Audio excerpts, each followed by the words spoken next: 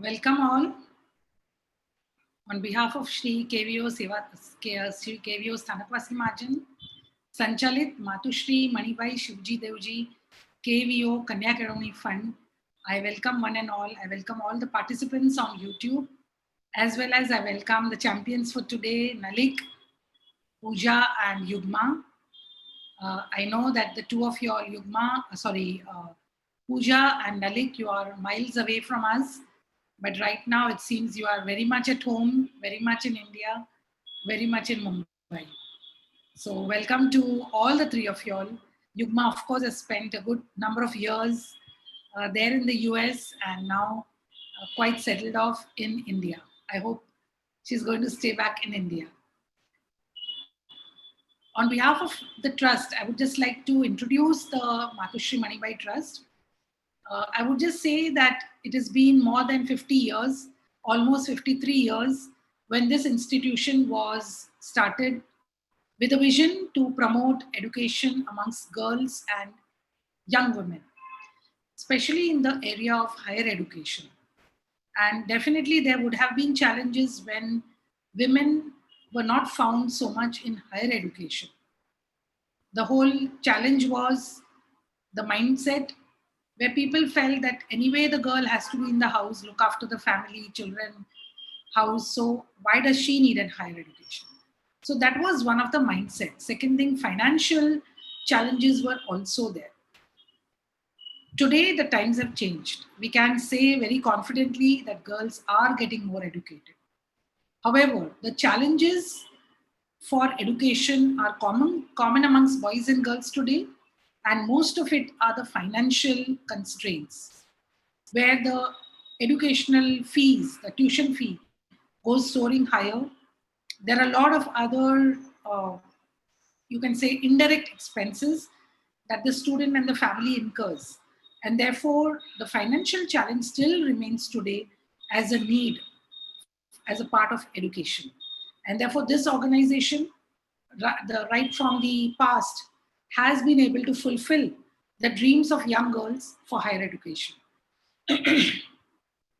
One very important aspect that it has done is not only finances, but also guiding students for fruitful careers, guiding them towards the right direction, based on their own aptitude, their family life, their interests, and so on. So career guidance has been a very important aspect for this organization, and the David Professional, where the students are able to meet. Both these activities have been conducted for several years, more than a decade, and they are going on along with esteemed institutions of the KVO. Besides these things, there are a lot of informal educational programs which have happened in the past in the suburbs of Mumbai, right from Dombivli, Nalasopala, Virar, Vasai. It has happened in Mulund, Andheri, Central Mumbai, and South Mumbai. The whole purpose is that there are women and young girls who may not have had the opportunity for higher education, or who may have had the opportunity of basic higher education, and there has been a time lapse whereby they need to upgrade their skills, especially the soft skills, and there are many other hardcore skills also. So there have been programs that have happened all over Mumbai. And this lockdown period, we have taken it as a challenge as well as an opportunity. So right at the beginning of the lockdown, it's almost from mid-April, the programs have started.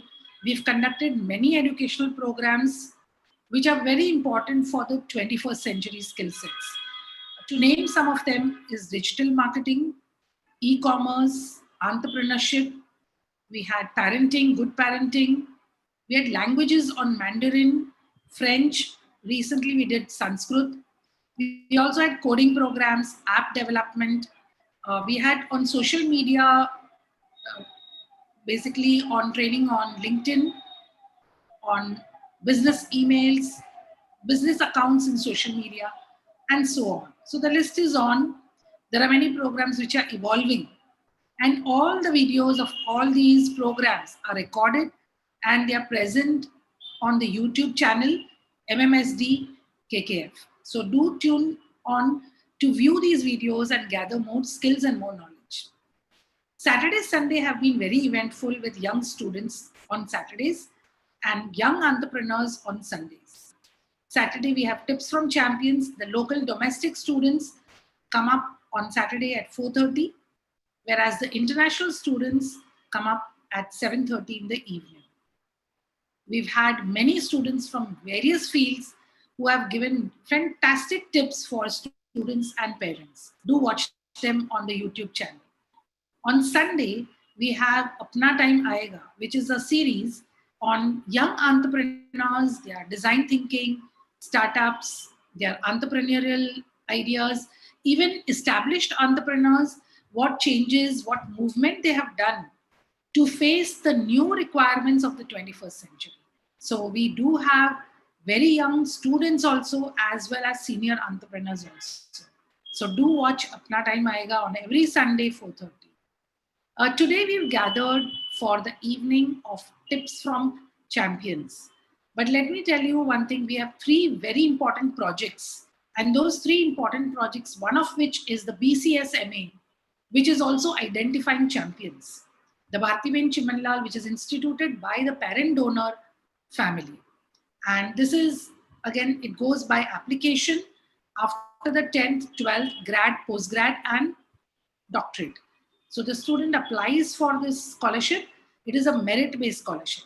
So the student goes through a series of evaluation methods, including group activities, personal interviews, aptitude test, essay writing.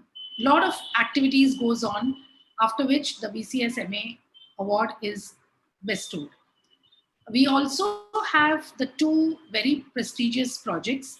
One is on interest-free loans for international education, which has been instituted by Srimati Premilaben Lakshmichand Kumarji Nanji Kenya family, which has been kind enough to institute this project.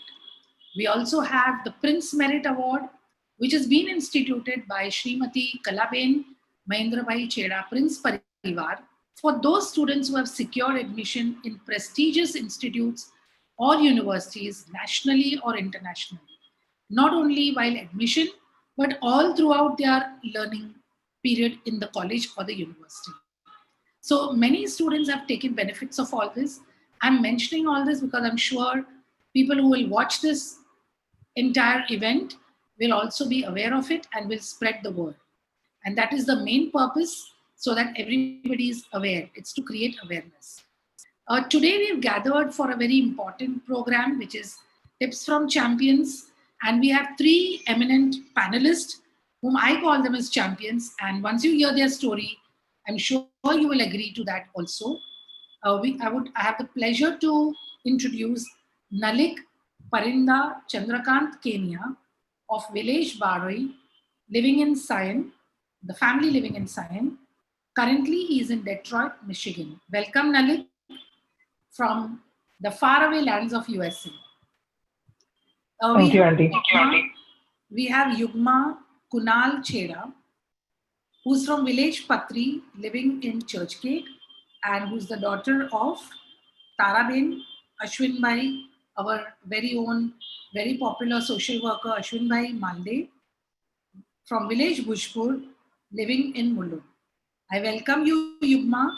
Yugma, of course, currently resides in India, but she's also had a great exposure for studying as well as work. I'm sure she's also going to contribute a different aspect.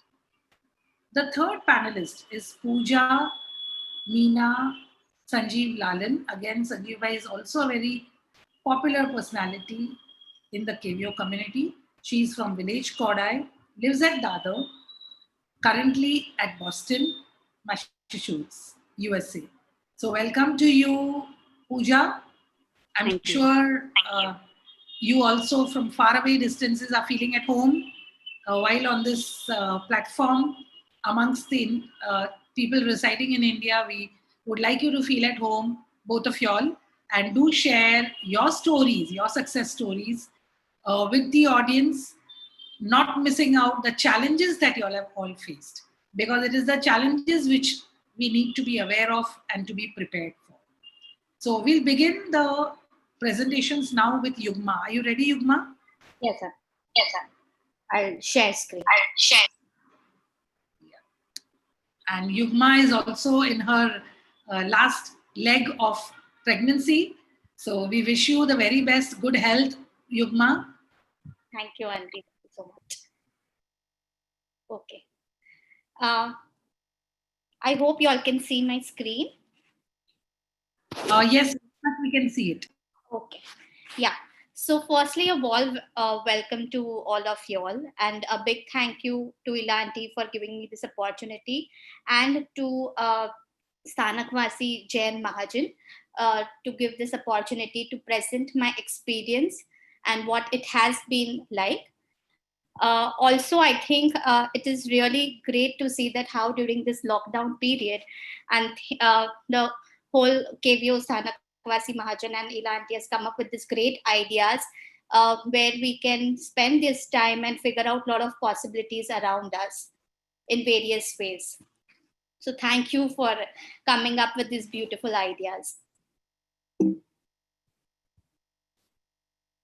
Okay, so to begin with, I'll just start with my introduction. I'm a senior occupational therapist working at Ummeed Child Development Center.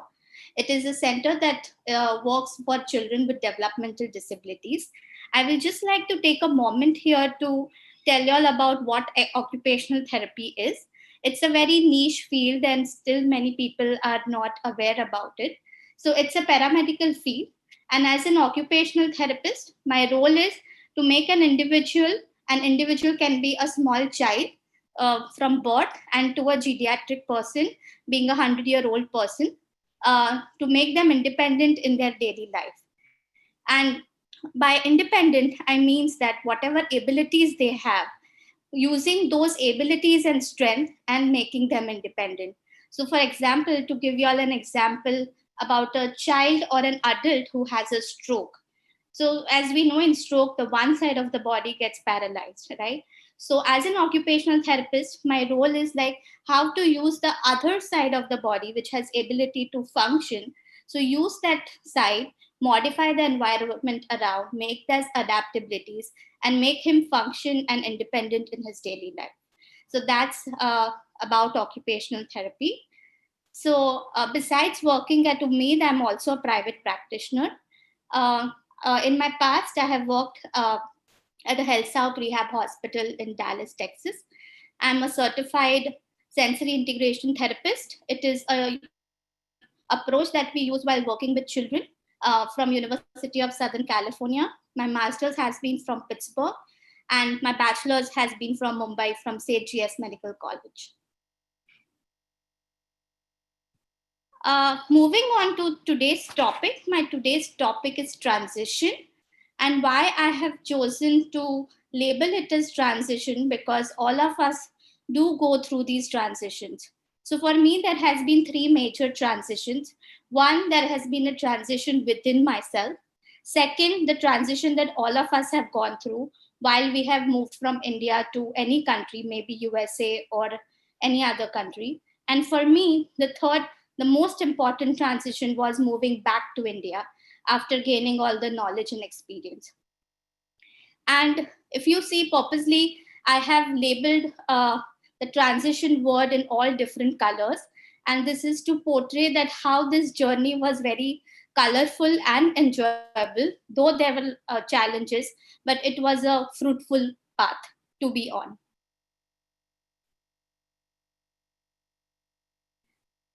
Moving next, like all of us, I finished my HSC and bachelor's from KM Hospital and GS Medical College.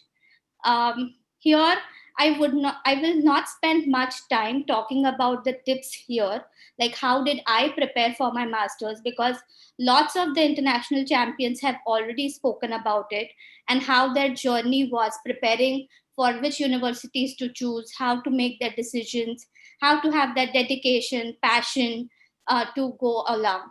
And definitely all of us are very enthusiastic about it. and we are truly determined in what we want to do. So I will not spend much time here, but I will move on and share about my other experiences.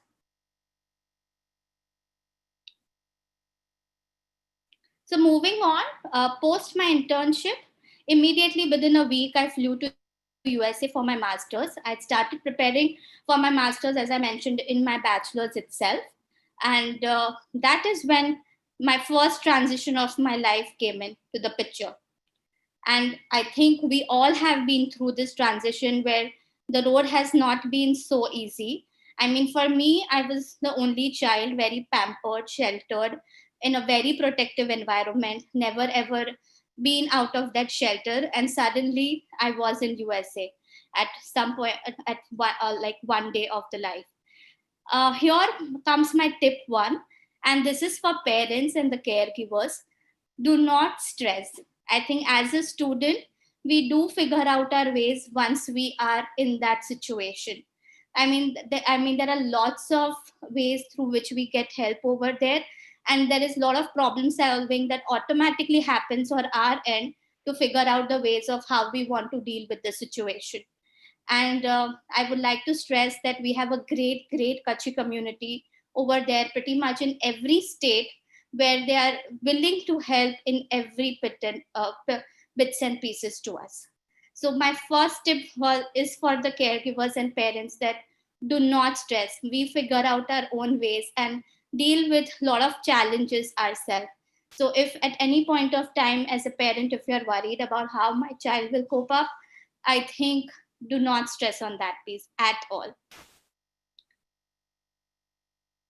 Moving on to the second thing, I think this is about what I want to talk about is the goal. What my goal was.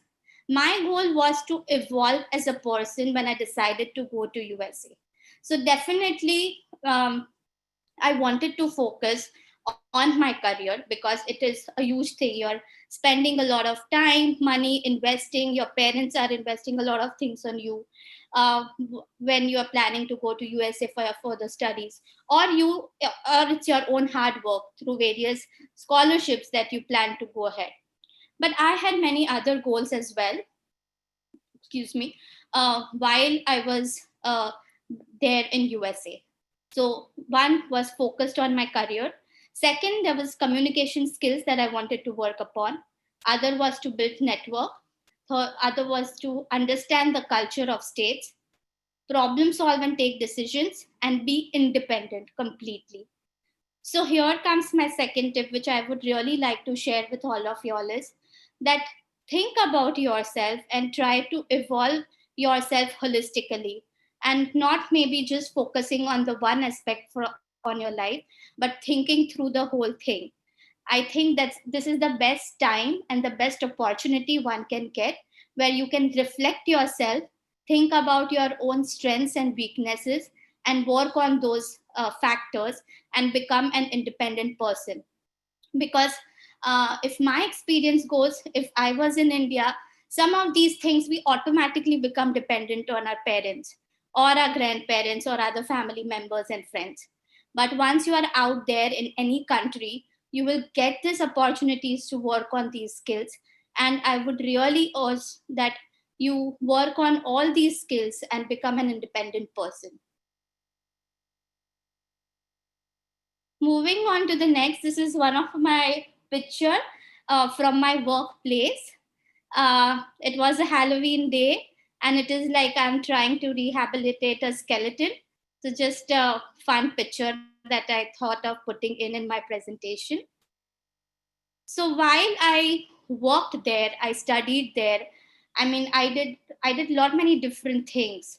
I was working as a cashier at an Einstein Bagels for a while. I was a research assistant. I took up a couple of internships. I built up the network so that, I could explore the country as well. Definitely money is a challenge over there, and you don't want your parents to send you money all the time for the different things that you want to do. So I would work at the same time and study. And also I think that network that I built in really helped me to explore the country, where I had a lot of friends and seniors who were settled, had jobs, cars, and who would take me around to explore the country. And then yes, the money already that I tried making, being a research assistant and a cashier at the university. And definitely after that, my job. So I was again financially independent while I was in USA. And I think that was a very important part. And I think this has been said before in the presentation as well. I think being financially independent is the very, very important thing. And by then, after those 4 years, I was a different person altogether, where I was self confident, I was able to make my own decisions, I was able to problem solve and be self independent, and I was not dependent on anybody. So it was a huge transition for myself from being an independent person, where I would always go towards my parents to ask for what should I do next, to become an independent person altogether. So then comes my second transition. And the second transition was about when I decided to move back to India after gaining enough experience. But before I share my experience, I want to talk about in what scenarios we might have to make those transitions and how can we cope up with it. So for me, I had planned this transition, but for all of us, it might not be necessary that we would have planned such kind of transitions, and it might come as a sudden thing as well. So here I would like to share a picture of a bridge, and this is a river called Choluteca. I'm not sure if I'm pronouncing it correctly, but this is a river in Central America. And this is a region which is known for natural calamities and hurricanes especially. And because of this, there was no connection between the river, like going from one end of the river to another. So what happened, the government then decided that they really need to figure out a solid plan where they can create a very strong bridge which will sustain these natural calamities. So they did invest a lot of time, money, and architect a beautiful bridge. But what happened was a hurricane came in, and what happened was the hurricane did not damage the bridge. The bridge sustained itself. And what the plan was of government, that the bridge should sustain himself, was truth. But what happened was the road that led to the bridge was swept away because of the floods, and the river changed its course completely. So when the river was flowing below the bridge initially, started flowing besides the bridge, and then that bridge was of no use. So here I come to my point, the other tip, that this was that when the circumstances changed, it was not that the bridge couldn't sustain itself. It was about how the circumstances around the bridge changed completely. And that's when it can come to us as well, right? So though we would have planned you that I want to do this in my life, but the circumstances around might change. And with this current scenario of COVID, things have changed drastically. And especially for the students who are planning to go to USA right now or to any other countries, the plans would have changed for them, or people who are there in USA right now getting an approval of H-1B visa because of Trump and getting jobs, or there have been a lot of layoffs. So these are the circumstances that is not under our control and might look very different to us. And there comes another thing about how we transition then, and how the change is the only constant thing, and how, like, currently we have all got accustomed to the new normal of coronavirus, like working from home, doing online things, having all these kind of work being presented online. So as we say, the change is the only constant thing. That is how the transition maybe has to come within us, because everything can't be under our control. And how can we cope up with this change is through the opportunities. So there are multiple opportunities that are present around us. It's just about how we grab them. So definitely we have some hopes and dreams in our life, but that plans might shift somewhere. And that is when how we need to be ready with our plan B, of transitioning from our earlier phase to the next phase. And if we are able to grab those opportunities, we can do everything. And with all this, now I'll try to relate it with my example. So this is when I had a plan in my head already, right? That I want to come back to India for two major reasons. And one was that I'm the only child of my parent. And second was about that I want to serve the population in India, because there are very few occupational therapists in India who work with children with developmental disabilities. And I wanted to serve that kind of population. So I had a concrete plan in my head. But really, when I moved back, it was not so easy. The challenge was the train. And it was not that, my father or mom had like a meal ready for me and just I had to eat and grab it. No, I had to start again from scratch. So there were lots of challenges, starting from traveling, going to the local trains, crowded buses. There was a lot of pollution, population around, and the biggest challenge, the monetary thing, right? My first job was in USA. I had never worked before in India. And so there was a huge transition that I had to do uh, in terms of monetary things as well. Another huge change was about discipline. Like in US, we see that things are so in sync, the people are so disciplined. And in India, it's pretty much very opposite. So all those things were really, really a huge challenge to me. But I was again very determined of what I want my tomorrow to look like. So this is just a picture of how my yesterday was. So yesterday was my USA with a huge, nice, big sharpened pencil. Today, when I transitioned to India, that was like I was broken in between, that how things would move on. But I was still sure that I will be able to cope up with these things. And I'll be again a sharpened pencil. And what worked for me was, at that point of time, was the mental health and the support that I got from the people around me, and the dedication and determination within me. It was not at all easy. It took me a while to settle down, but these all things in combination did help me to move ahead. And that's where I am now, where I'm a senior therapist. I am a private practitioner. I'm a fundraiser where I raise a lot of funds for underprivileged and special children. I'm a social worker where I fight for the children's right. And I'm a trainer where I train a lot of parents, professionals, and teachers on how to work with their children. So this is about my story. And this is just a summarizing slide which I want to share. So the first one is for parents, that do not stress. Your child will find his or her own way. The second one is about, for students, try and reflect on yourself. Have a plan to evolve yourself holistically. Think about your strengths and weaknesses. The third one is, be ready for any kind of transitions. The transitions might be sudden or might be planned, but still it might not be the way you want it to be. So you have to decide, problem solve, think through. And at the end, there are lots of opportunities available everywhere. Here, I would like to stress on a topic that India is a land full of opportunities. For my field, occupational therapy, it's a very niche field. There are not many people around. People are not aware of it. But I had opportunities to grab, and I could explore whatever I wanted to do in this field. And it was full of opportunities. So do see around yourself. You'll find a lot of opportunities.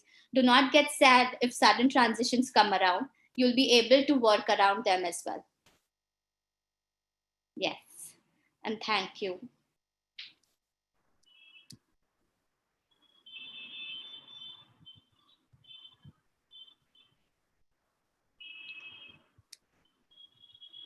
Yugma, it was a very good presentation, I must say that. And you have surely motivated people to accept whatever change is destined to happen in a very, very positive way. And also the opportunities back in India. This was one of the sole purpose of inviting you also, somebody with an international exposure and has looked at the opportunities in India. It's not that we want everybody back, but at least for people to know that there are more than enough opportunities even in India. Yes. So definitely. I think you definitely served the purpose. Your presentation definitely did justice to that. Thank you. And now we move on to Nalik before we come to the question answers.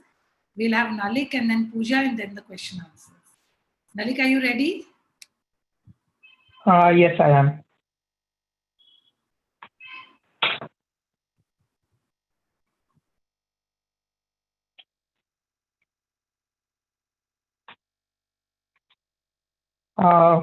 It was a very good presentation from Yugma, and it basically kind of steals away the points that I also wanted to talk about.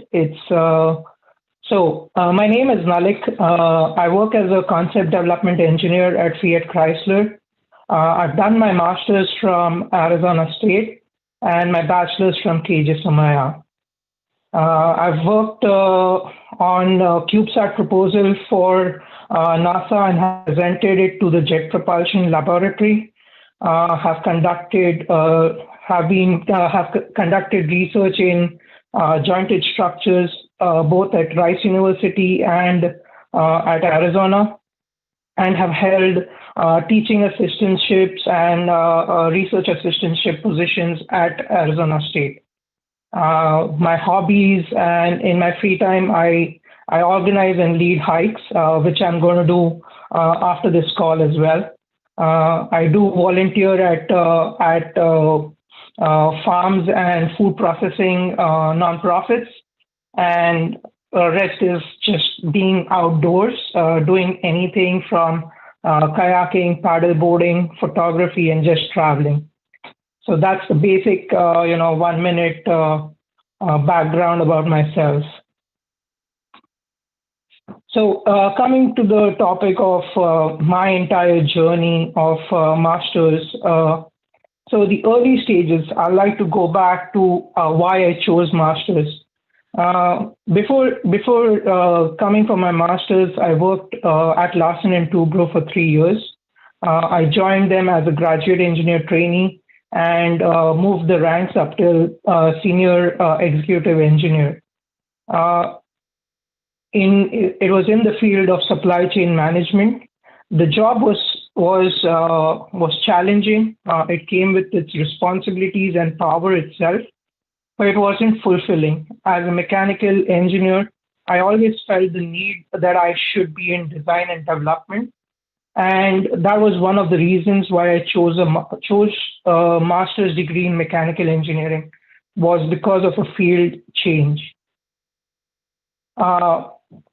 When you go through, as Yugma has pointed out, the first major transition that happens is you being put into an environment where you have to fend for yourself. It is an initiation by fire. So the first day experience that I have had when I stepped into Arizona was I didn't know the people that I chose, my roommates.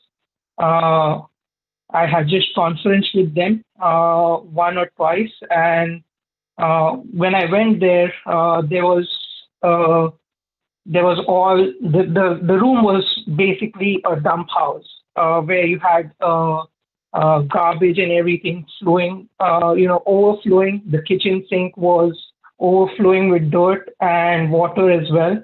There was mold all around in the toilets and bathrooms. So, as Yugma has already pointed out, you have to, once you go there, you probably will be, stressing yourself, but you find a way. And that's what is important. And that's where the community also comes in, I had a few people in Arizona through KBO itself who could take care of me and then make sure that I was fine. What I mean by choice is yours is even before you start your master's, the first thing that happens is you're given the freedom of choice in terms of your courses, which is, to put it in the Spider-Man movie, right? with great power comes great responsibility, which is an app for this because now you're taking control of your life entirely in your hands. When you're doing your bachelor's, your coursework, especially when I did my bachelor's, was you just got a couple of courses in your final year to choose from. But other than that, everything was pretty much decided by the university, by the curriculum itself. But when you come to for masters, everything is in your hand. The choices that you make is will determine your future, and you have to choose wisely. And when I mean choose wisely, it it does not mean that you will not work through it. It means that you have to just question what the intent is for every choice that you make and move ahead. And another big aspect regarding this is choosing your roommates. One of the major factors in your life for the next 2 years when you decide to come for your master's is the people you're going to spend time with. The 2 years, even though you'll have opportunity to change your roommate, but it's not going to happen that easily. So it is better that you either have a few conferences and few instances where you interact with them, try to learn about what they like to do, what you like to do, how they spend their life, and everything, which is important. The next aspect that I wanted to highlight was embracing the people and the culture. Once you move from India, it's going to be a cultural shock. The people are much more frank, much more open. If you talk to a person for more than 20 minutes, probably he's going to talk about his entire history. If he has some problems with his spouse, with his girlfriend, anything and everything within the first 20 minutes, which in Indian culture is like you won't share those kind of details with even the closest of friends that you have. This culture is more frank, more open, and embracing it is more important. And when I mean embracing it is what I've seen, especially from Indians when they go for their masters, is in their project work, they tend to stick to groups that are composed of Indians. And when you extend that from Indians, it becomes the Southeast Asians, so Indians, Pakistanis, and Bangladeshis, because we come from the same culture, same eating habits, same language, which really does hamper your overall development when it comes to things like communication, your English language itself, the nitty-gritties of their political scenario. Everything can be changed if you look towards people of the other nationalities. And the two pictures that I've kept on this page are basically my project team. The first one was a 6-month presentation on our CubeSat development. The second one is the yearly, the 1 year presentation that we did at JPL, that is the Jet Propulsion Laboratory. And it was a mix. The best time that I had at ASU was probably during these 2 semesters working with these people. Is I got a culture, I got to experience the real American culture. There were people from Brazil, there were people from Spain, and people from Japan as well. So it really was a cross-functional, cross-cultural team, which helped my development early on as well. The next topic is the struggle is real. So even though we come with an intention from India that everything is going to be rosy and there won't be any obstacles that you face in US, it might not happen. So the first thing that happens, the very first thing once you put your feet into US is you join the race for jobs. First, it would be part-time jobs on campus. Next would be internships, and then it would be full-time jobs after graduation. What I found out is experience really counts and matters, especially for people from India, where in the bachelor's we're not really exposed to internships as much. We're not given the industrial, training, so we don't know where we actually fit in. So if you gain some experience, you're able to develop what your likings are and where your strengths really do matter. Uh, and my example is right in front of you is working at L&T. Even though it was a great job and I enjoyed working for L&T, it wasn't fulfilling. What I needed was I wanted to be in design and development, and that's where the masters came in. Second thing, application matters more than research. My entire journey at ASU has been research focused. Research is a wonderful thing, and if you really enjoy it, and if you want to pursue your PhD and then work towards your teaching and teaching jobs, then yes, research is much more important. But what I've seen is when it comes to finding full-time opportunities, especially in the auto sector, applications are what matters. How you apply those skills is more important than actually knowing the nitty-gritty of what goes in the background. So keep that in mind, especially for people in the mechanical engineering domain. Research, even though it is satisfying, application is much more important for finding your full-time opportunity. The first image, again, is my parents on my graduation day. And the second image is the cross-functional research team at Rice University. So there is the two people on the left are from Spain and England, and two of us were from US.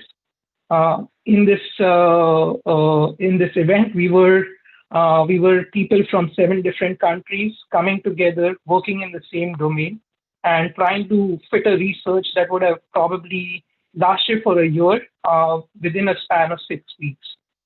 And it was an amazing experience. And the biggest takeaway from that was the cultural mix. Every night after work of about 12 hours, we used to get together over dinner and just talk about how each one's culture differs from the other one. It was an amazing experience, and I feel that really grow as a person when you experience such cultural mix. Dealing with uncertainty. The one aspect again Yugma touched upon was change is constant, and to put that, I would say uncertainty is certain. So coming from a mechanical engineering background with research experience rather than application, I found it difficult to land a job, at least initially. For probably a good 6 months, I was not able to find a full-time opportunity where when I came to Michigan. I did a few internships, research projects during that stint, but really not fulfilling what my dream was. Second aspect with uncertainty is immigration when it comes to your H-1B. So the first job that I came for at Michigan, my H-1 was applied for immediately after joining. And the way things went was within the 6-month period that I was working for Ford decided that they had to do some layoffs, and I was one of them that was affected with it, being a contractor there. So my contract house indirectly just rescinded the H-1B application itself. And even though it was picked, and it would have been an easier task to just go through with it.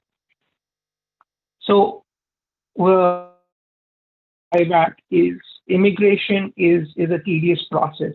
Even right now, when it comes to H-1Bs, if you're looking just at H-1Bs, uh, the a study says that at least it will take 150 years for you to get a green card from the normal traditional H-1B route, which really means that every year you're basically fighting for any changes. Immigration, when it comes to F1 or H1, both have a limited period within which you have to find employment, which is really stressful, especially when it comes to downturns like this. I've seen people not being picked on H1B lotteries for 2 or 3 times as well. There is a friend of mine who's currently in that scenario, and he's exploring some other opportunities like Canada, which is really helpful at this time for him. I have had one roommate of mine just recently moved back to India just because he could not get the H1B lottery. So uh, even though we come up with big plans that we want to make a life in the US, dealing with uncertainty, especially related to immigration, is more important. There are steps and balances that you can take. One of them is applying for a Canadian PR. Canadian PR is different from the US green card in terms that it is a merit based system rather than a diversity based system, which US is. The other aspect is dealing with uncertainty in the automotive sector that I want to point out. Is like even though the work that I do right now as a concept development engineer is is the thing that I want to do for the rest of my life, and it is fulfilling. The automotive sector is not one of the best in US. Um, if you get an opportunity to work in automotive sector, be mindful that things change and things change really drastically. They do not have uh, they do not have the bandwidth or the waiting period that other firms or other manufacturing entities have. Uh, just in this case is like uh, yesterday or in this week, Ford has announced that they are laying off another 1,500 people, even after 3 years of constant layoffs. They are really bad in terms of the money that they have in hand. So when you're dealing with automotive sector, be mindful of that. The last thing that I want to point out in my presentation is making a life out of it all. You know, yes, there is uncertainty. Yes, there are changes going to happen. Yes, it's going to change your life upside down. But all in all, you have to develop as a person, and that is what is more important.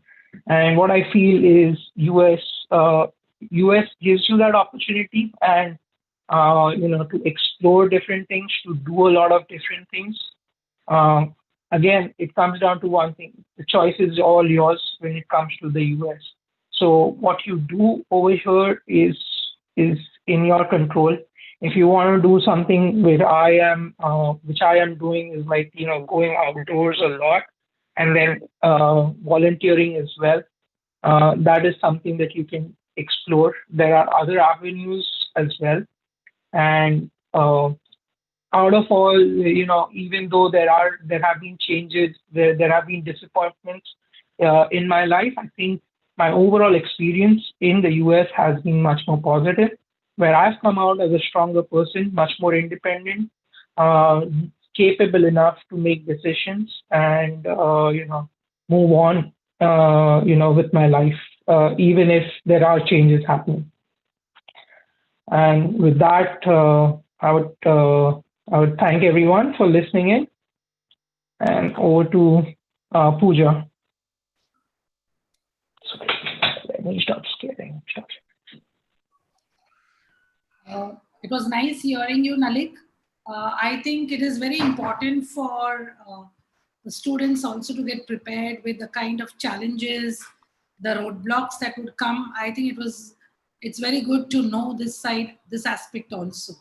So it was a very different aspect, and thanks for covering that. Yes, Pooja?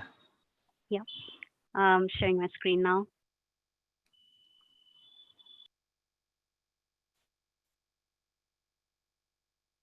All right. Good morning, good afternoon, and good evening to all of you, respectively. Thank you, Ila ma'am, for inviting me here today. And thank you, Nalik and Yugma, for sharing your stories. They're certainly very inspiring. And throughout the series, a lot of panelists have shared experiences which are similar to my own and learnings which are similar to my own. I'll probably be exploring similar themes, but hopefully with a different perspective. And I hope that I can share some major takeaways having studied and worked and lived here in the US for around 5 years now. And I hope this helps all the aspiring students and parents as they make several important decisions in the coming future. So before I start, that's my LinkedIn handle. If you ever want to reach me, if you ever end up following the same path or wanting to follow the same path, please don't hesitate to reach out. Always happy to help all of us, I believe. So getting started with just a brief overview of my journey. So my journey began in Mumbai, India. I was born, raised, and went to school in the very small neighborhood of Dadar. So we basically like a cocoon, brought up in a very small neighborhood. I studied electronics and telecommunication engineering at KJ Somaya Vidya Vihar, where Nalik studied as well. And then I went on to Pune as a systems engineer for Infosys, where I joined the business intelligence team for a telecom client. And I've heard this mentioned quite a few times throughout all the previous discussions, how important work experience is. And I'm going to reiterate that it's not just important for you to land jobs in the US, it's important for you to get perspective, which is non-academic, so that you have a much firmer motivation if you do decide to study abroad. So when you do decide, you have a much better non-academic perspective of life, and you are more capable of making independent decisions when you land here. So I would reaffirm that. It also gave me time to reflect on what I wanted to study when I got here. There were a lot of different fields and areas that I was exploring at that point. And this working at Infosys, getting more perspective helped me figure out what I wanted to study and what I wanted out of my master's program when I got here. And I focused on pattern recognition, machine learning, and computer vision as I entered my MS in electrical engineering at Penn State in State College. And today I am at Boston, just outside Boston, Massachusetts. I work for a company called MathWorks. Students might be familiar with the software that they make, MATLAB and Simulink. And I'm fortunate to have the opportunity to work at a place where I really wanted to be. And so I'm just going to probably explore similar themes along my journey. I'll talk a little bit about what I do on a daily basis. So at MathWorks, I still focus on the same technical areas that I was interested in: image processing, computer vision, machine learning, and recently automated driving as kind of the vertical that connects some of these different areas. I work in the training services department. My team works on developing training content for customers. So throughout this position, I have had the opportunity to deliver multi-day trainings and workshops in industry and in academia to different types of audiences, ranging from school kids who want to learn programming in MATLAB and Simulink, all the way up to people working in big giant automotive companies, Navy, etc. I develop training and educational content as well for different science and engineering domains. And so the thing I love about this job is it's in equal parts technical and creative, and I get to explore several different subject areas through developing content, and it keeps it fresh and new at all times. Uh, but what's also interesting about this job, it's a very customer facing role at times. Uh, it's something that I've picked up along the way. I I can vouch for the fact that I was never a great public speaker, and having the opportunity to throw myself in these customer facing aspects of my role just gives me a chance to develop those skills. So that's about work. When I'm not working for my job, for MathWorks, this is what I do. I love baking. I explore and experiment with a lot of vegan and vegetarian baking. I end up making about a dozen cakes or so a year. And the victims of my failed experiments are my roommates and my husband. I enjoy reading. These are some of the current books that I have read, and so probably been inspired by and have given me a fresher perspective of the things that I think about day to day. So, talking about all the opportunities and the things that have gone well for me, um, I have a very supportive and open minded family. It's their financial support, their emotional support that even made it possible for me to be here where I am. And it's very important to have that support, because when you're out, like Yugma mentioned, the tip for the family, when people are out, when their kids are out, it's natural for them to stress. But my family has been supportive, and I hope I can extend the same financial and uh, emotional support, or at least guidance to others, and pass it along forward. Uh, some other opportunities that came along my way that I want to highlight, because of one thing that is common within them, is you just have to ask, and you often get it. But if you don't ask, you might not get it. So the first thing that happened was I was admitted to a 1 year master's program at Penn State. Uh, I emailed the academic coordinator. It's the same amount of course load within a 1 year program, which is what I got admitted to.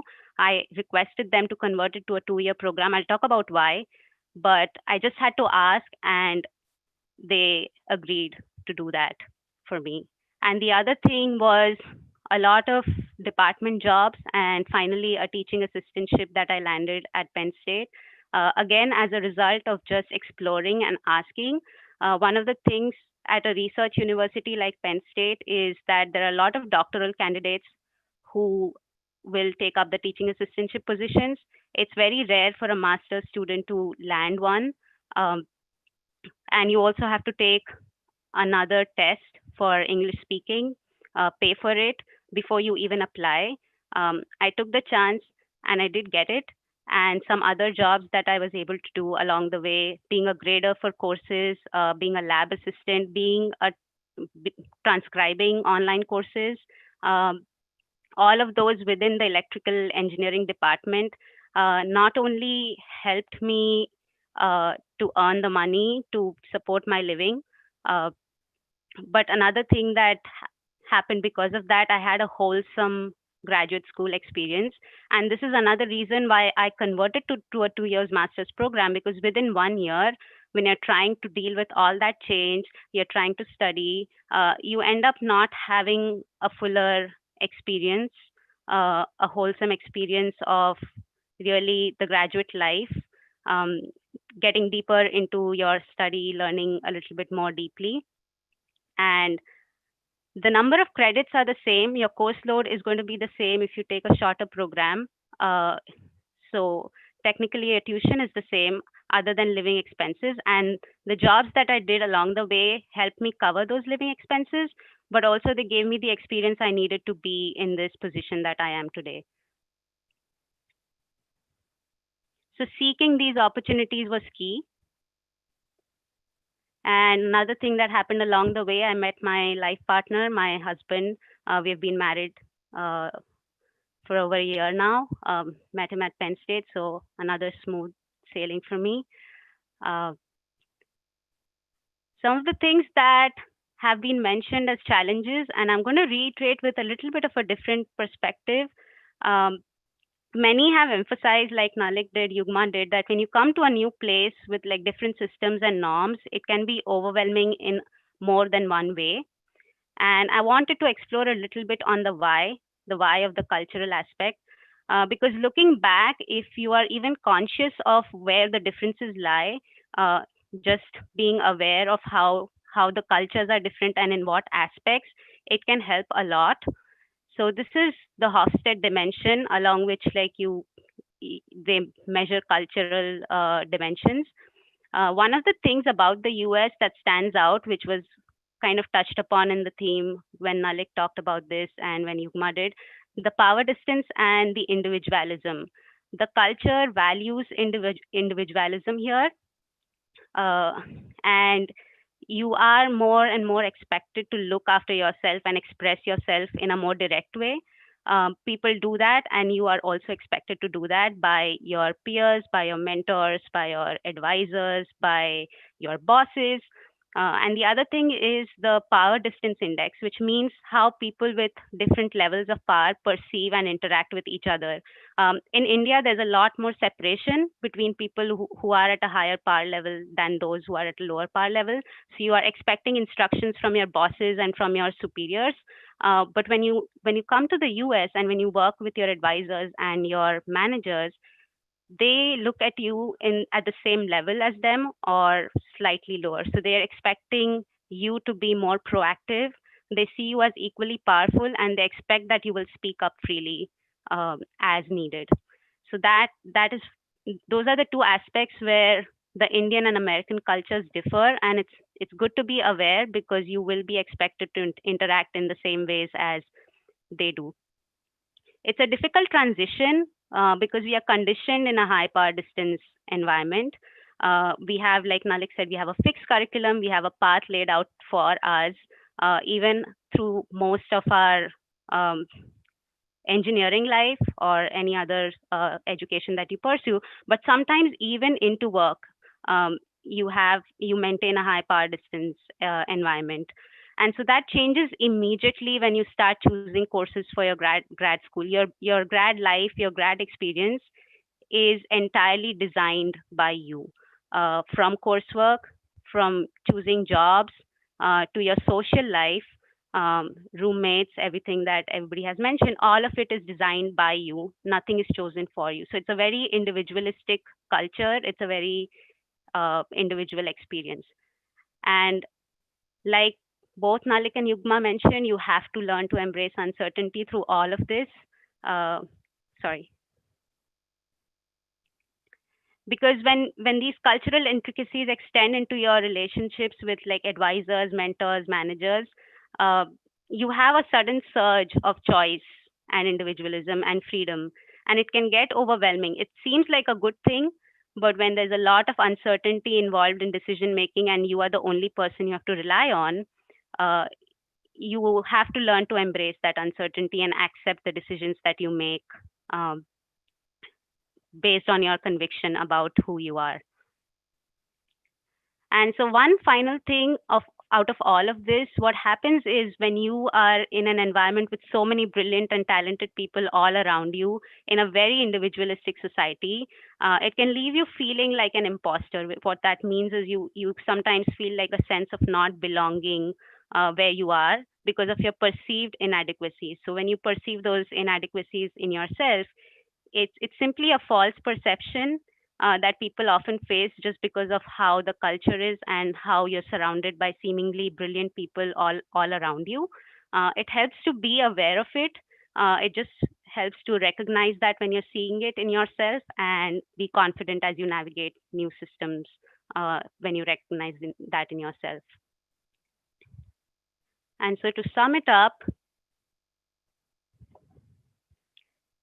and this is potentially a good wrap up of all the three talks so far, you have to ask and you might receive, but if you don't ask for what you need here, you definitely will not receive it.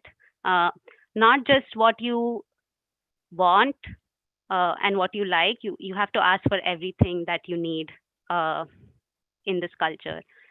Embrace the DIY lifestyle, that is, embrace doing everything yourself, from cooking and cleaning, of course, but also learning about the legal systems, the financial systems, uh, the immigration system, and just as simple as doing your own taxes. Um, just embrace the do it yourself life. It gives you a lot of independence and freedom, but like I said, it also adds to the uncertainty of things because you're making your own decisions. um, and before you do all of that, strive to know yourself and what success means to you, because that will give you uh, a grounding for making those decisions. So my way is not your way and may not be somebody else's way. So before you take advice from me or from any of us, define or try to define what success means to you, and see if you are following the same path, and then decide what advice and tips to take, because the world is full of lots of advice. Um, so hopefully that uh, wraps up all of our talks. And on the occasion of Teachers' Day in India, I wish all the teachers a happy Teachers' Day. And from my favorite fictional teacher, it does not do to dwell on dreams and forget to live. Uh, Finally, it's about living the life that you want to live. Um, so my aspiration for myself is to live a full life, a well balanced life, doing the things that I enjoy and also enjoying the things that I choose to do. And revisiting my journey was very helpful, reflecting on everything that I've done so far. I hope this was equally helpful to all of you listening. Thank you. Let's stop sharing.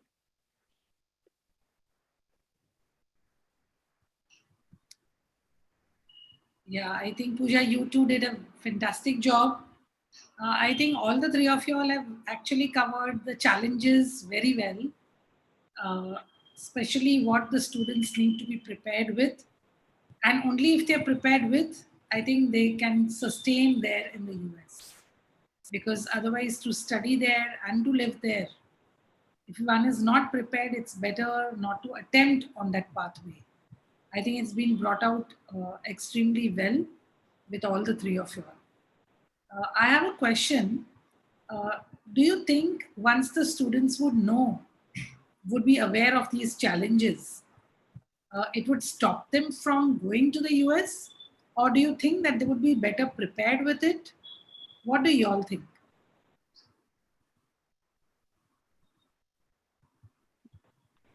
Should I take that question? Well, So my answer is the students should be prepared for everything. I mean, US initially, 5, 10 years ago was a land of dreams, and the American dream was, something which everyone in India also wanted.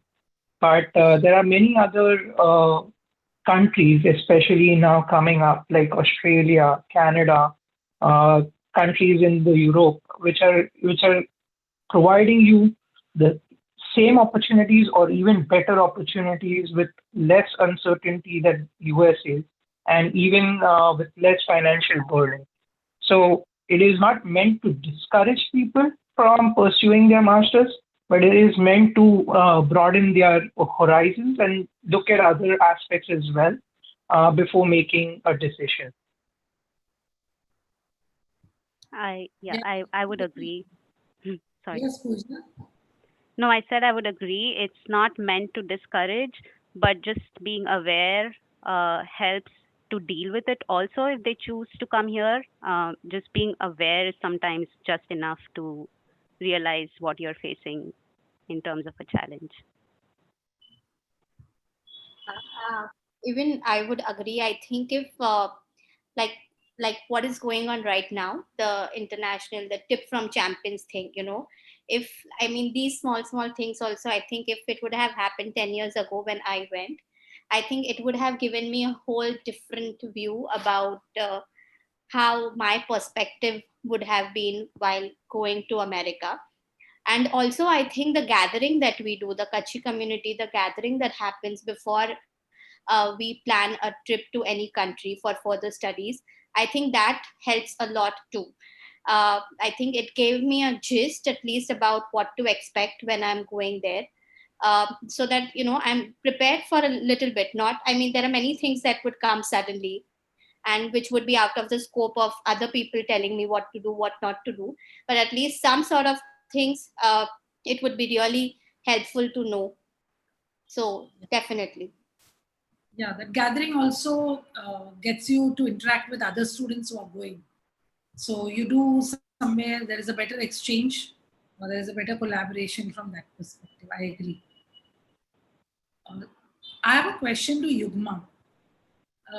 Yugma, you have worked there in the US and then you worked here in India. What was the what was the broad changes that you experienced, and what is it that you would like to change in India with respect to the work life?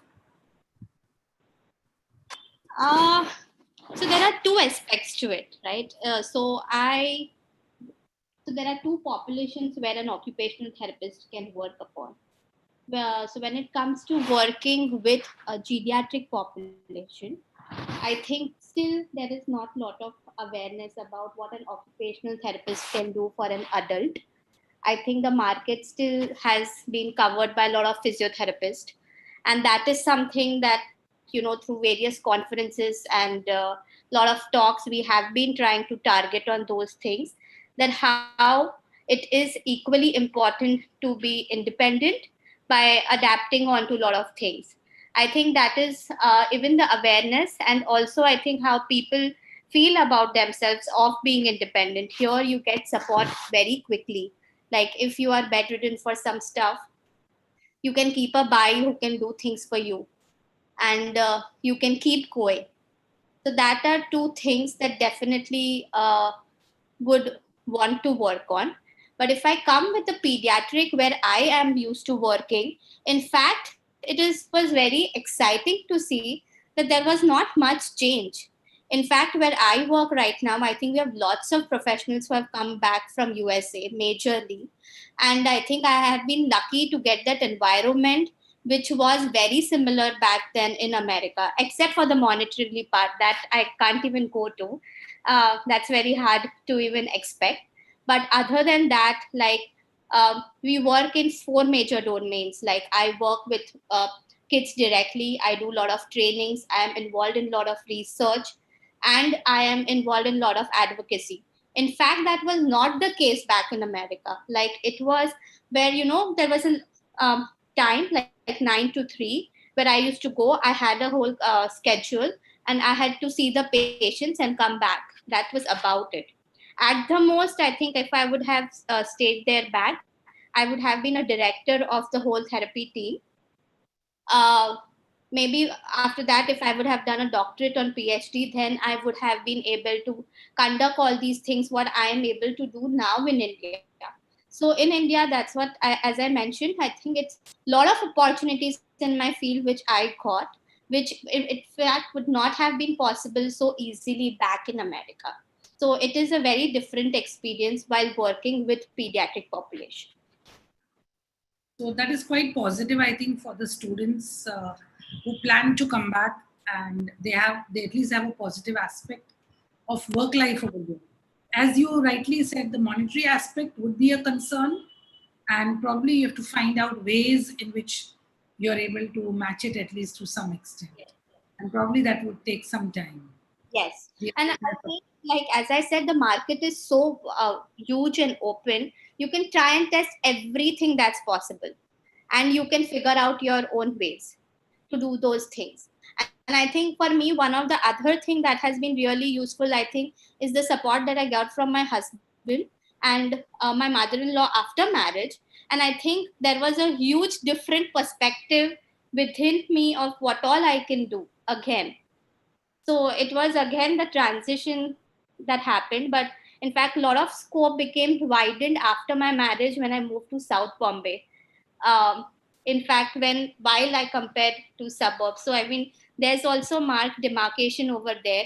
The lifestyle that is here, the way people approach things, the school, the way they are becoming aware of a lot of things right now. So definitely it's being really different now. Nalik, you spoke of a lot of challenges. At every stage, I think the reality is you brought them out. I have a question. What keeps you back in the US then? As I was coming on to it, it's the lifestyle and the independence that you get that currently is driving me to stay here. I've worked in India as well at Larsen and Toubro. So work life also was kind of different. Over there, the same thing. Your phone never switches off. So I could get a call from my manager in India at any point in the day, and I had to pick it up and answer. Even on vacations, I was supposed to answer to my emails and be there always. What Pooja mentioned, right? There was the path was given to you by your manager. Like, okay, this is what you need to do. You were not given the freedom to explore and come to a decision based on your thinking, based on your analysis. Over here, it's kind of different. It's like with my manager, it's like, okay, we are given a problem, do whatever you need to do and figure it out for yourself. And that is just extended in the entire life as well. So you're embracing the individualism that you get over here, and it's the opportunities that you're getting to interact with people. Things like going for camping, going for kayaking, going for paddle boarding, which is kind of developing in India. I'm not saying it's not, but right now over here it's full fledged, and you can explore as much as you want. So that is what is driving me. Is like work-life balance, the individualism that you see, and independence that you get overall. Pooja, I have a question for you. You've worked here in India, in Pune, for 2 years, after which you've gone there to study and then you're working there. What is it different do you see in the education that you experienced in India and internationally, as well as the work life that you experienced back in India as well as in the US? And Yeah, that's my question. Education is for all the three of you. So in terms of education, I think it's very similar to the differences in the work life, in that having a lot of choice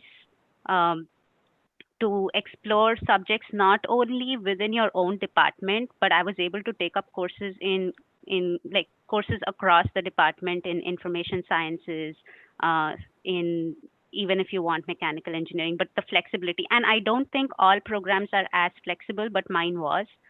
So that was one major difference, getting to explore courses, because these are all, so the fields that I was in, image processing, computer vision, machine learning, deep learning, these are at a level where they're constantly evolving.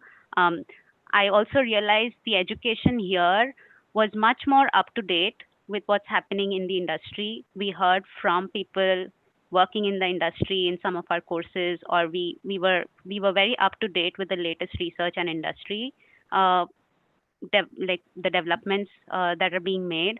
So that is one major difference. I did do a project in machine learning in my undergraduate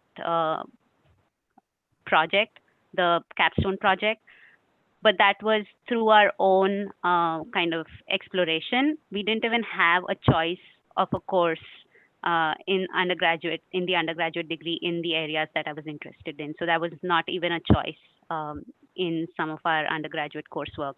So that flexibility, yeah. That was in India, you're saying?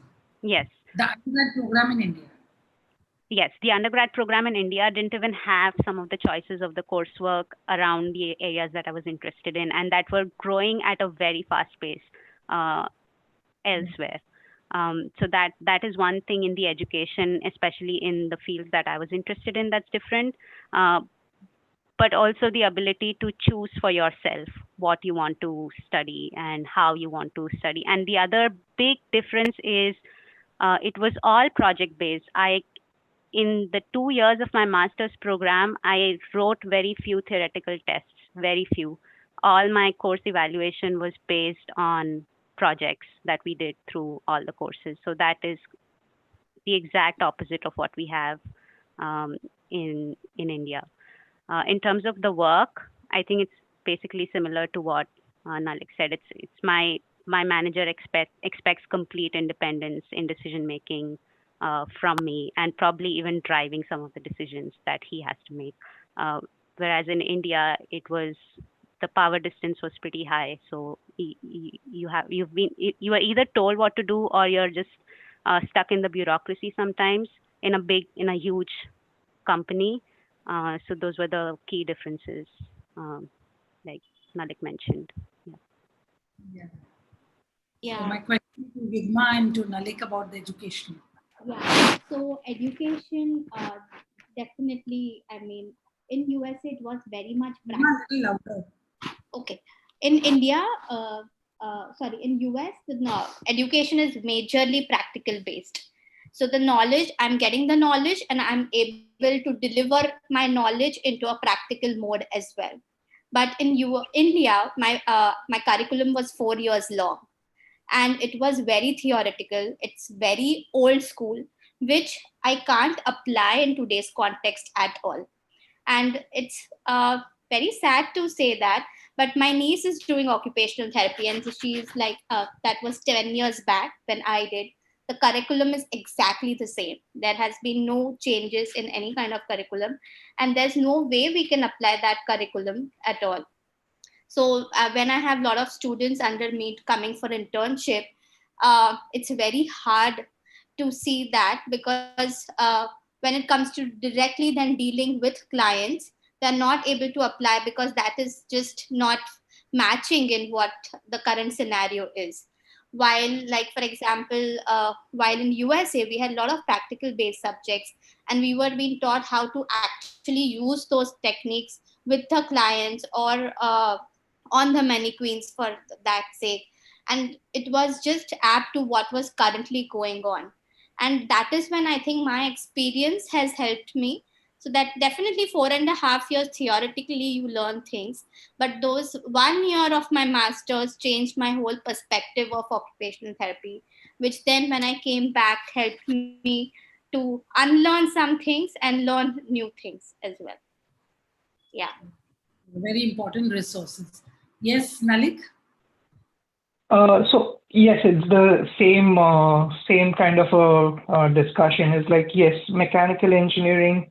When I did my bachelor's, it was mainly theoretical based, and when I came for my master's, it was all practical, and you had to apply yourself.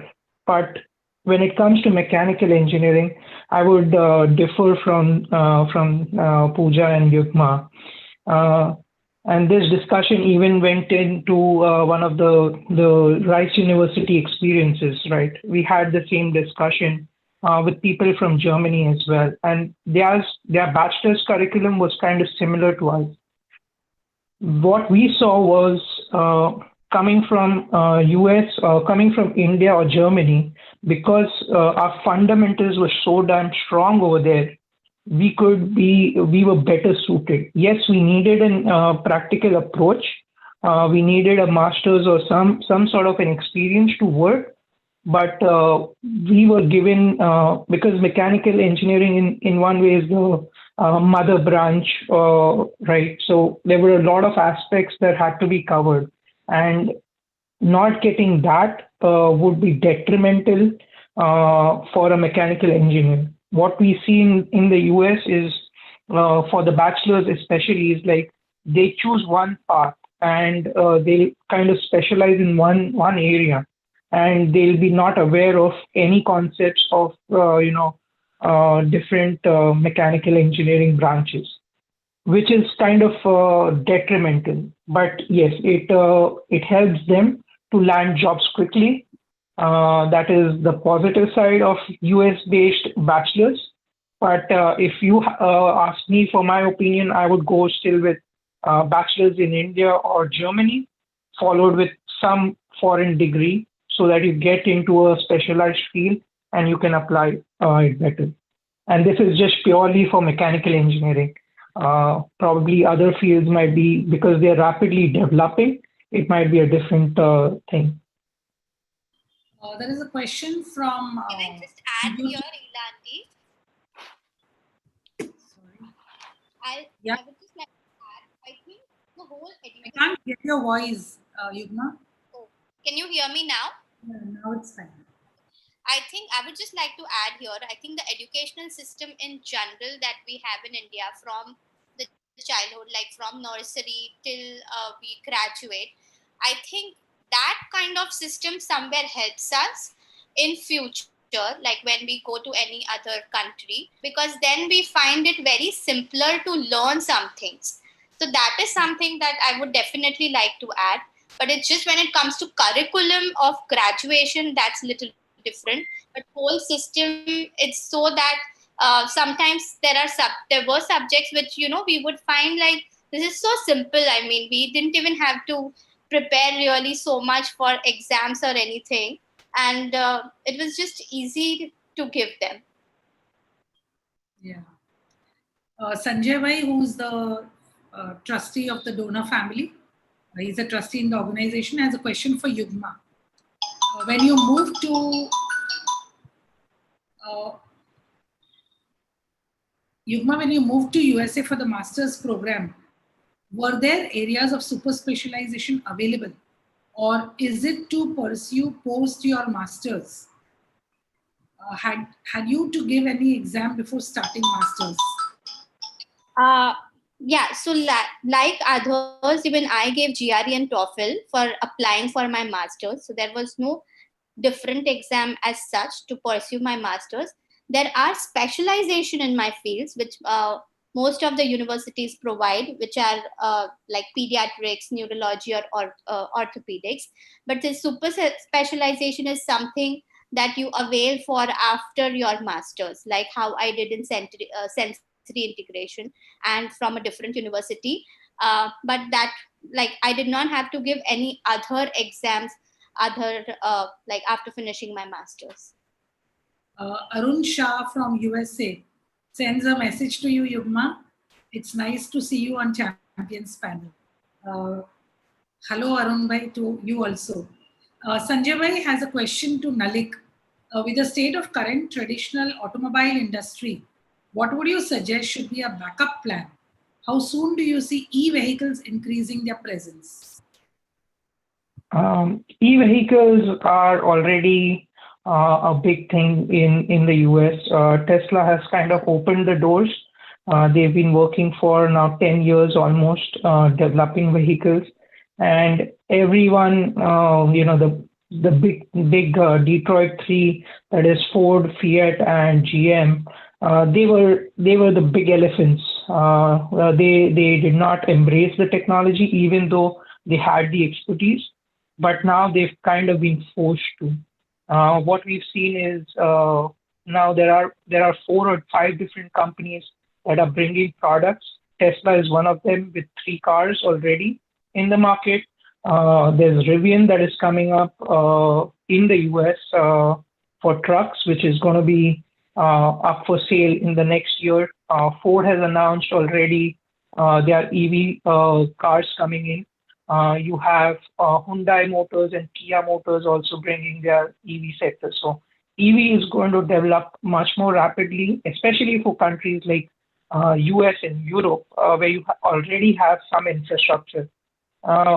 For India, though EVs are there in India, they're coming up with Tata Motors, even with Hyundai as well. It's still at a very nascent stage, probably 5 years behind where US is currently, and it's mainly to do with the infrastructure of charging. This is the same discussion that I had with my parents, who wanted to embrace that technology and buy an EV, but I was like, right now is not the right time. If you're sticking to urban commute, then yes, EV is the option. But if you have plans even to go to Lonavala from Mumbai, it's a challenge. It's going to be a challenge when it comes to EVs. So, Agree. Sanjay bhai has a question to all the three of y'all. Do you recommend students to pursue masters immediately after bachelor's or after few years of work-ex? short answer, no. So it is important. Is work-ex. Yes, it is important, to get some perspective in whichever field you are. Traditionally in India, what we've seen is we're not given industrial exposure. So what we come up with is, factions of our imagination that this is how the industry works. But when you work is when you come to know that something is better suited for you rather than going for a master's just based on no experience. And in the long term as well, when it comes to job opportunities after your master's, it is important to have some form of experience, which helps definitely to strengthen your resume. I would second that, and also in the current scenario where immigration is extremely uncertain, I think it makes practical sense to for students who are exploring these options to get some work experience in India if they can, and wait for the uncertainty to die out if possible. In my scenario, I think if they are willing to work with pediatric population, then yes, the work-ex will be really important to understand what they want to really do in future and how they want to explore themselves. But when it comes to working with adults, current situation is such that they do work as a physiotherapist, and that is very different than what our role as an occupational therapist is, and that's very hard for them to get then the true exposure of what they really have to do. So I think it is very individualized based of how it has to be, especially in my field. I agree to what you're saying. There are certain fields which have got a lot of limitations, but there are certain fields who are fully exploited and explored. And students can definitely take at least a year or two break, have a work-ex, and then maybe decide what they want to do, where they want to do. Yes, you're right. So I think we've come to the close of the session. If you have your last word, you can say so. And then we say goodbye to everyone.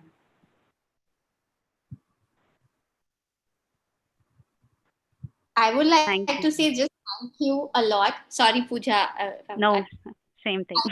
Just presentation, I think a lot of my memories got revived again of how those days were back then, and how I have evolved. And I think it was just good time to reflect on myself as well, how these 10 years have been for me. So yes, Auntie, thank you for giving that opportunity. Yep, I agree. Nice, Yugma. Yes, Pooja. No, I agree with everything Yugma said. Thank you for having us, and also it was inspiring to hear from everybody else who has gone through similar journeys. Thank you for all that you do for female education, and hope I can help in any way. Sure. And Ilanti, thank you for giving me the opportunity to express myself and to give a realist kind of overview of the entire experience. And Pooja and Yugma, you were great in your presentations and your life experiences. It really helps and imbibes the same. People are going through the same thing, and life would be turning out to be okay in the end. Thank you so much, guys. I would just like to say that. Yeah. Sorry, and I think that Nalik and Pooja's presentation kind of just helped my presentation. I think I just mentioned few things in point because I wanted to focus on something else. But I think their points did cover what I was trying to say and how it was. So yeah, thank you to both of you all as well. I would just like to say, I really would like to thank you all. And I again congratulate you all because of the number of challenges that the students meet and what the three of you all have also met while transiting from one country to another, from one educational system to another, from one work-life pattern to another, one family life to an individual life. And I think there are a lot of things that you have faced and been able to successfully, you can say, crossed all that, achieve your dreams that you have had. So really happy that you have been able to achieve all your dreams. And surely you have many more dreams still. And on behalf of Matushri Manibai Shivji Devji KVO Kanya Keroni Fund, I really wish every success to all the three of you all. And wish you all good health, including Yugma. Wish you good health. Thank you. Yeah, I'm getting ready for another transition now. Yes. Thank you very much. Thank you all. Thank you all. Bye. Thank you. And best of luck, Yugma. Thank you. Thank you. Bye.